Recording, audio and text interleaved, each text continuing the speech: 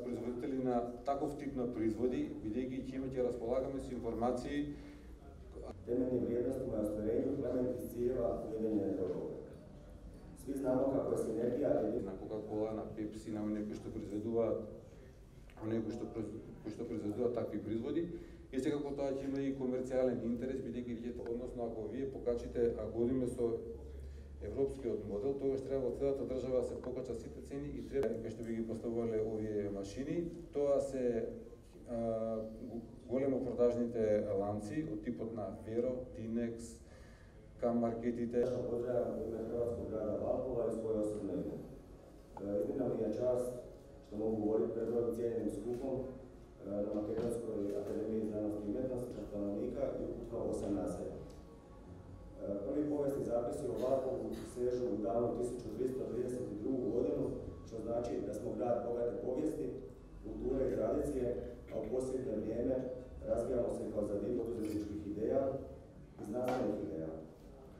Grad Valpovo i sadašnja gradska uprava teže ka kontinuiranom poboljšanju kvalitete života i rada stanovništva.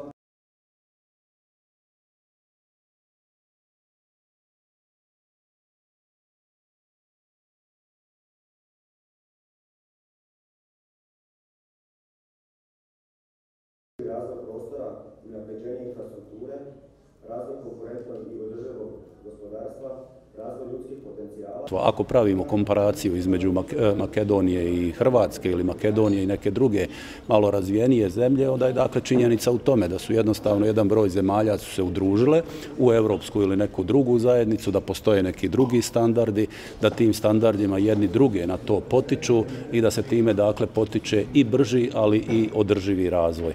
Dakle, tu je šansa Makedonije da ubrza ove predpristupne pregovore, da uđe u taj proces i da dakle i poduzetništvu učini jednu veliku uslugu, odnosno da stvori jednostavno bolji ambijent za razvoj poduzetništva.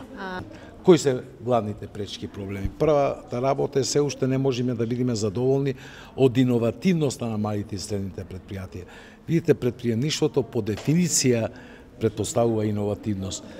Јас обично велам и на моите студенти им кажувам, иновативноста е диференција специфика, специфична карактеристика на предприемништвото. Немате предприемништво без иновации, како што нема ни иновации без предприемништво.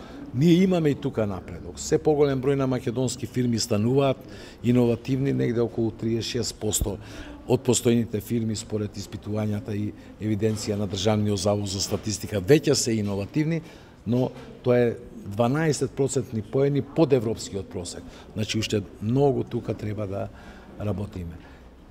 Треба малку повеќе да се работи на владината поддршка на малите и средните предпријатија. Знаете, дел од овие мерки што ги спомнат бизнес, инкубатори, кластери, кои што одлично функционираат на Запад, кај нас некако не функционира.